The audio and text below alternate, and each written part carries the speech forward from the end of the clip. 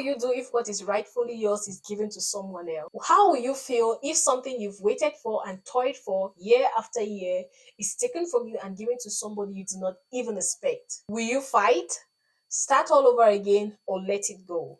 Afamefuna is a story that shows us the price of dishonesty, manipulation, and it explores the intricacies of the Igbo apprenticeship system.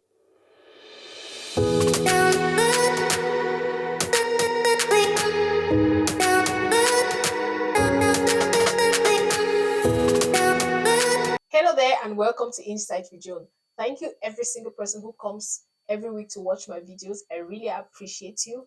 If this is your first time here, you're so welcome. And if you're a regular watcher, thank you for always watching. Today I'll be talking about a movie I adore and it's no other than Afamefuna. Afamefuna is a story about two friends who worked as apprentices for a retail seller.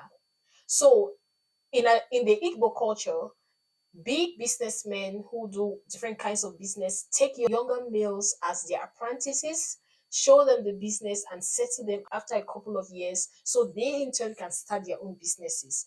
And this story is about two guys who serve this retailer and what happens between these two friends that strains their relationship, eventually leading to the death of one of them. Usually, when you watch a movie, one thing that captures you is the storyline, and beyond the storyline is what you can learn from the movie. And this movie in particular has a lot to give. I think that this was a very unique story.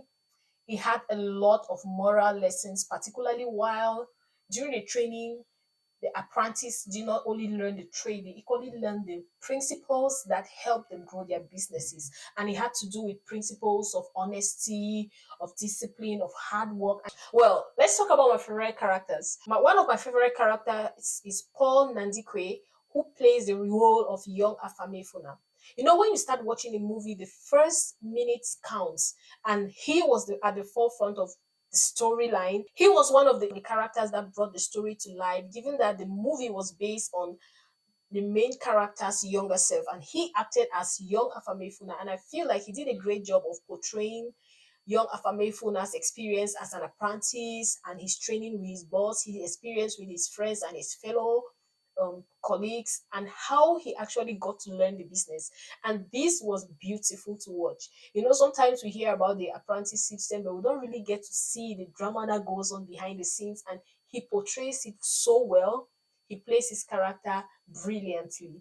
And I like how ignorant he was as the village boy who just landed in the city, getting to know different things and getting surprised about certain things. I just feel like it was his character. He did an amazing, outstanding, exceptional job. My second favorite character, who equally acted the younger version of one of their practices, was Chidera David. Chidera David acted as young Paul, who was Afamefuna's friend. So he was amazing. He was like this smooth talker, the ladies' man. He knew everybody. He was part of the good bad gangs. He was friends with the bad guys. Like, he had his way around the clients. I mean, it was just a beauty to watch. The way he smoothly moved through the character, teaching Afamefuna everything he needs to know. No more spoilers. I mean, this character, in my opinion, did the most in the movie. You know, since we're watching the younger version of the main characters, we needed to see them while in their youth and how they acted. So you could really see the different mannerisms and how they evolved to be who they were when they were big. For instance, you could see the connection between Chidera David's character and Alexx Ekubo while he grew up. So I feel like one of the things that the producer did, which I loved, is that there was a real genuine connection between their younger selves and their older selves, both in their physique, both in their colors of the skin, both in their mannerisms. You could see that there was a real genuine link between the younger selves and the older selves of all the actors, both for Stanze, who acted the bigger Afamefuna, and Alexx Ekubo, who acted as the older Paul.